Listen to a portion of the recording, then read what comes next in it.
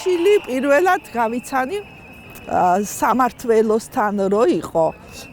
აქცია იქ გავიცანი არჩილი უკრავდა დიდი ის რო არის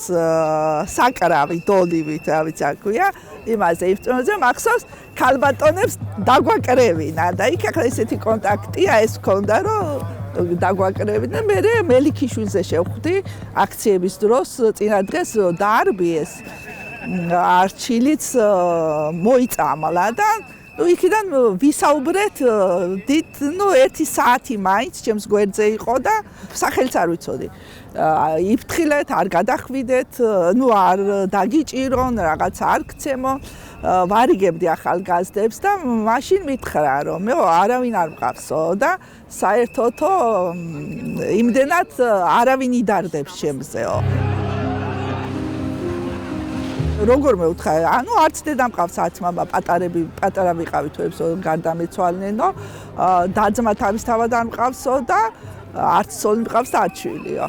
და მეუთხარი, როგორ ეხლა მეუთხარი, ვიღაც ბებიამ გამზარდაო და ბებიაც აღმოჩნდა რომ გარდაცვლილი ყავს, შაშან გარდაეცვალა და მეო თავსაც შევაკლაო და არ დავთმობო ასეთი განწყობით იყო არჩილი და მეუთხარი მე რაღა დაგიშავე მეუთხარი მე ხო ვინერვიულობ მე მაინც არ გამეცან თქო და დავიმეგობრე Facebook-ის გრუპზე აი ძალიან ითით მე მიყვირდა რომ ესე ადვილად დამთახ აი რო შევთავაზე უბრალოდ სურათები ვთხოვე რაღაც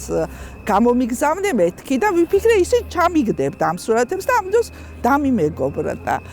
მის მერე ესე კონტაქტობით ვაკონტროლებდი სახში მივიდა ხო არის და მე 29-ის მერე უკვე აღარ ენთო მისი Facebook-ი გათიშული იყო და მივხვდი რომ არჩილი დაიჭირეს.